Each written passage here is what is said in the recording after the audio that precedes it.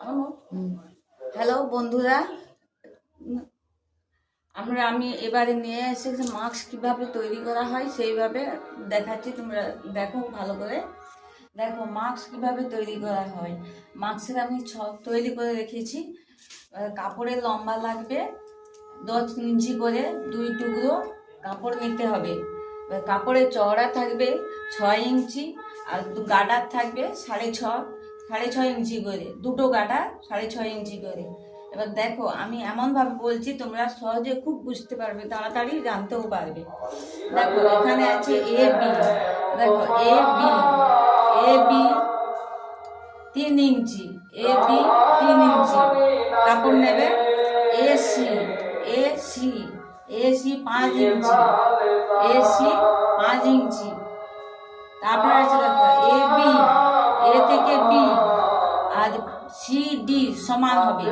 এ B সমান C D, A C সমান B D, B D, B E সমান 1 inch, B থেকে E 1 inch, C থেকে F 1 inch, C থেকে F 1 inch. এবার ই এফ শেপ দিতে হবে, ই থেকে এফ পর্যন্ত শেপ দিতে হবে, এফ থেকে ডি পর্যন্ত শেপ দিতে হবে। দেখো এইভাবে চিহ্ন করা আছে, ডট ডট চিহ্ন করা যেভাবে আছে সেইভাবে চিহ্ন এইভাবে কাটা হবে। ই ডি শেপ দিতে হবে, ই আর ডি,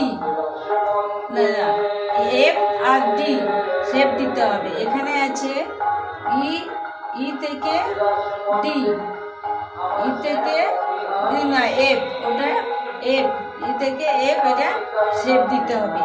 এইভাবে বরাবর তোমরা কাটতে থাকবে, দেখবে তোমাদের মাস্ক ঠিকভাবে কাটা হয়ে গেছে এবং রেডি হয়ে গেছে।